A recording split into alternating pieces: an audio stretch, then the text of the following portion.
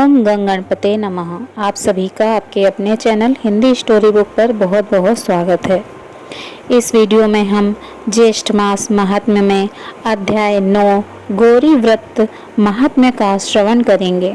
8वें अध्याय में हमने स्कंद जी द्वारा सुनाई गई राजा हिमवान और मेनका की कथा का श्रवण किया था।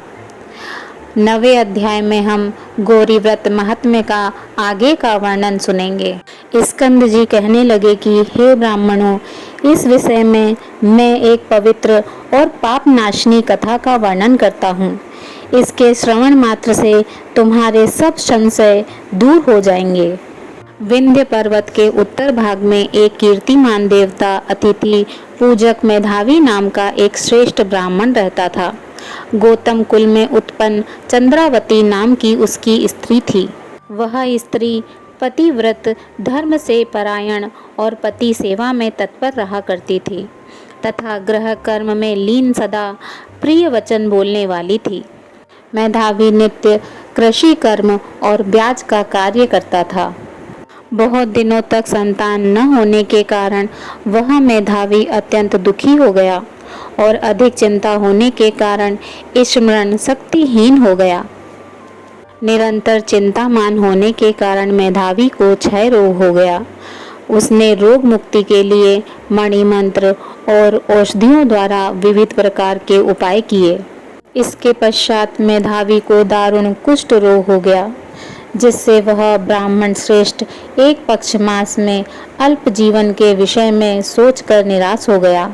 मेधावी ब्राह्मण और उसकी स्त्री दोनों ही शीघ्र घर से निकलकर गंगा जी के तट पर चले गए।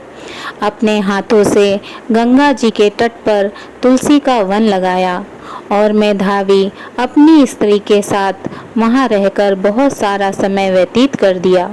जब सब पापों का नाशक ज्येष्ठ मास आया और ज्येष्ठ मास के नियम व्रत करने से नारद ऋषि वहां स्वयं स्वेच्छा से आए, तब विधिवत नारद ऋषि को प्रणाम करके तथा यथा विधि उनका पूजन किया और समस्त शोक और मोह का कारण प्रकट किया। शोक का कारण सुनकर प्रसन्न आत्मा नारद जी उसकी स्त्री से अत्यंत हितकर वचन बोले। हे बाले, पूर्व जन्म में इस ब्राह्मण ने मद में होकर ज्येष्ठ मास के महात्म्य का अपमान किया था। इसी पाप से मेधावी पीड़ित हो गया है, इसमें संशय नहीं है। तुम इस पाप के दोष के निवारण के लिए ज्येष्ठ मास में व्रत करो, जो कि सुख सौभाग्य को देने वाला है, और यह व्रत गौरी व्रत के नाम से विख्यात है। इस प्रकार नारद ऋषि के कहने पर दूरदर्शिनी ब्राह्मण पत्नी चंद्रावती ने व्रत को स्वीकार कर नारद जी का पूजन किया और उपदेशक नारद जी के चले जाने पर सुश्रोणी चंद्रावती ने पृथ्वी पर नारद मुनि के कथनानुसार भक्ति युक्त चित्त से व्रत को किया और व्रत के अनुष्ठान मात्र से मेधावी ब्राह्मणों में श्रेष्ठ हो गया। उसके पश्चात श्रेष्ठ उद्यापन कर्म कर ब्राह्मणों का पूजन किया और उनको तृप्त कर दिया। धन और अनेकों गोधन देकर बहुत से ब्राह्मणों को भोजन कराया और स्त्री तथा बांधवों सहित व्रत का पारण करके अपने घर को आया। उस मेधावी के घर आने पर पूर्ववासियों ने महान उत्सव मनाया।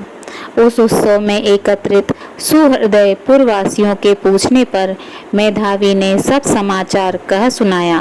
उस समय इस महात्म्य के श्रवण से सब विस्मित हो गए और दूसरे वर्ष के आने पर दोनों ने पुत्र के निमित्त व्रत किया।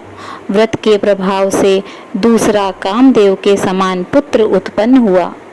मेधावी ने शीघ्र जात कर्म कराकर हजारों गौओं का दान दिया। ब्राह्मणों को धन, वस्त्र, अलंकार आदि बहुत सा धन दिया।